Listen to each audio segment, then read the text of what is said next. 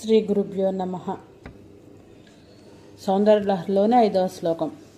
హరస్త్వామారాధ్య ప్రణతజన సౌభాగ్యజననీం పురా నారీ భూత్వా పురరిపుమపి క్షోభమనయత్ స్మరోపి త్వాం నత్వా రతినైన లేహ్యేన వపుషా మునీనామప్యంతః ప్రభవతి మోహాయ మహతాం. శ్రీమాత్రే నమః. భగవత్పాదుల వారు ఈ శ్లోకంలో మనకి అమ్మవారి గురించి ఏం చెప్తున్నారంటే, అమ్మవారిని ఆరాధించిన వారు మహాశక్తివంతుల దగ్గర నుంచి సామాన్యుడి వరకు కూడా ఎలాంటి మహిమలు ఎలాంటి శక్తులు పొందగలడు అనేది చెప్తున్నారు. అమ్మ, ప్రణామం చేసిన జనులకు సర్వ సౌభాగ్యాన్ని కలిగిస్తావు నువ్వు. అట్లా ఆరాధించే కదా పూర్వం శ్రీహరి నిన్ను ఆరాధించి నీ అంతటి అందాన్ని పొంది జగన్మోహిని రూపం దాల్చి త్రిపురాసుర సంహారుడైన శివుని సైతము కలవరపరిచి మోహింపగలిగించాడు. ఆయన అంతటి వాడిని మహాయోగినే మోహింపచేశాడు.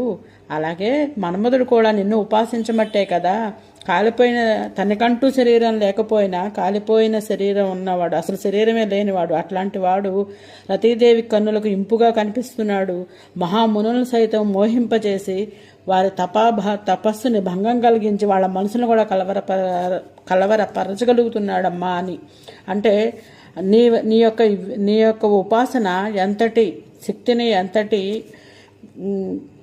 ఎంతటి వారినైనా సరే నీ అంతటి వారిని కానీ యొక్క కరుణా కటాక్షాలు వాళ్ళ మీద పడటం మూలంగా వాళ్ళు ఇలాంటి పనులు చేయలేనివి చేయగలుగుతున్నారు కదమ్మా అని ఈ శ్లోకం యొక్క భావము. ఈ శ్లోకంలో మనము స్మరించదగిన అమ్మవారి నామాలు సౌభాగ్యద